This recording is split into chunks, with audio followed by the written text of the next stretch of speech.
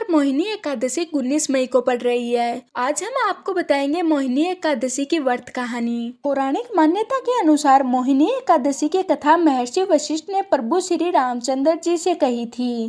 धार्मिक ग्रंथों में मोहिनी एकादशी की तिथि अत्यंत शुद्ध और पवित्र मानी गई है। इस एकादशी के दिन व्रत उपवास रखने से यह पूरे वैशाख मास के दान का पुण्य हमें देती है। वैशाख मास की शुक्ल पक्ष की यह एकादशी समस्त पाप और दुखों का नाश करने वाली होती है।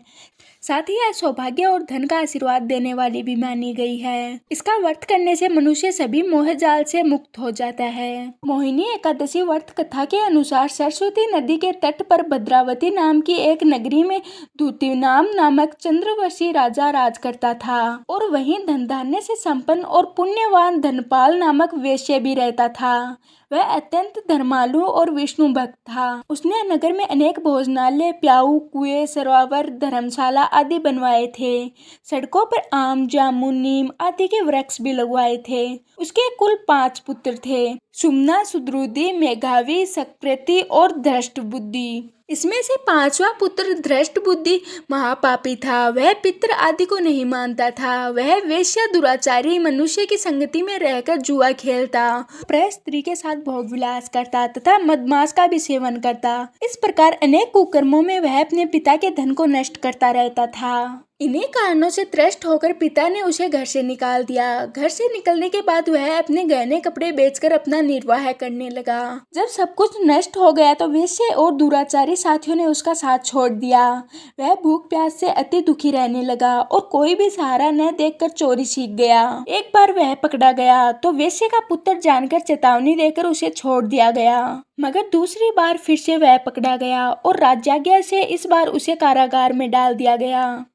कारागार में उसे अत्यंत दुख दिए गए। बाद में राजा ने उसे नगरी से भी निकल जाने को कह दिया।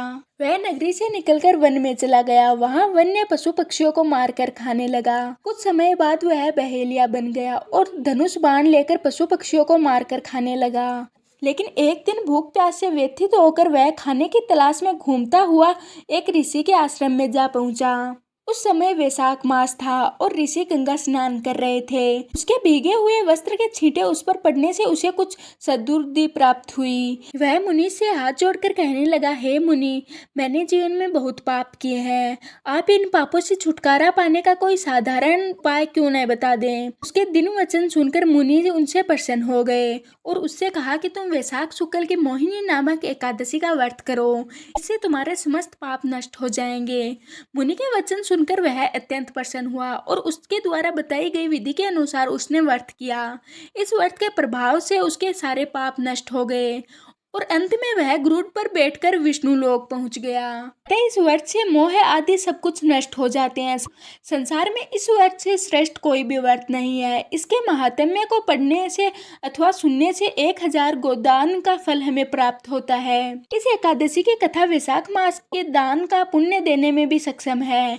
अतः हर मनुष्य को यह व्रत अवश्य रखना चाहिए और कथा भी सुननी चाहिए। तो आज की हमारी वीडियो यहीं तक की थी। मैं आशा करती हूँ कि आपको ये वीडियो पसंद आई होगी। अब हम मिलते हैं किसी और वीडियो के साथ।